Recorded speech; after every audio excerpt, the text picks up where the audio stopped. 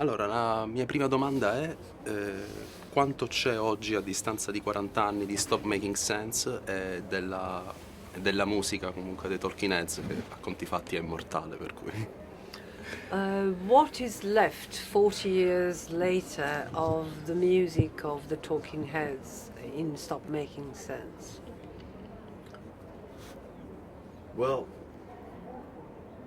I don't think that people listen to Stop Making Sense or Talking Heads music right now merely out of nostalgia. I think that it still has a vitality and that somehow speaks to people today, and so that it lives on as as being relevant.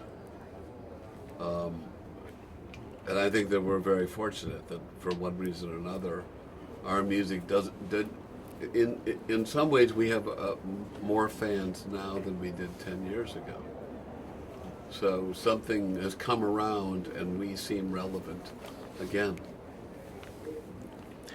E in tal senso volevo sapere, riguardo invece le specifiche del restauro, come avete lavorato sulla pellicola e quanto siete riusciti comunque a rendere più brillante, più viva il filmato. As for the restoration, what kind of work did you do on the film, and did you manage to enhance the original film? I don't think I enhanced. I might have. The nice thing about film is that it captured so much. And over the last 40 years, we've seen these things on poor formats, VHS, Laserdisc, that you don't really get to see what the film looked like. And finally, after 40 years, with our home video being what it is, with a great 4K television, you can have that same theatrical experience. I think what was nice about the film in that, because it was missing for so long, it didn't have the normal wear and tear that films usually have. It was in pretty pristine shape. What's nice is to actually witness how beautiful the photography is in this. And I think for the very first time, we got something as close to what you could see back in 1984 for the very first time off that original negative. And I also think, though, back in 1984, I think now you have consistency. Now that it has been digitized, a lot of theaters could look really, really good. I think back in 1984, if you went to a very high-end and you had a new print, it looked incredible. But by the time that had gone all the way around the country or around the world, that print had been worn off. It didn't look so good. And so the experience wasn't the same, 8 months later. Now, it can be the same. We take for granted because we have a DCP in the theaters. That DCP can get scratched.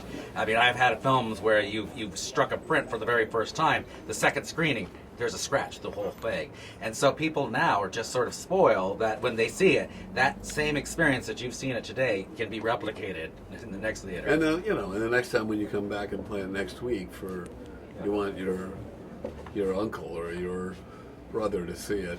It still looks like that, but like in the past, it would be. Well, LPs have this.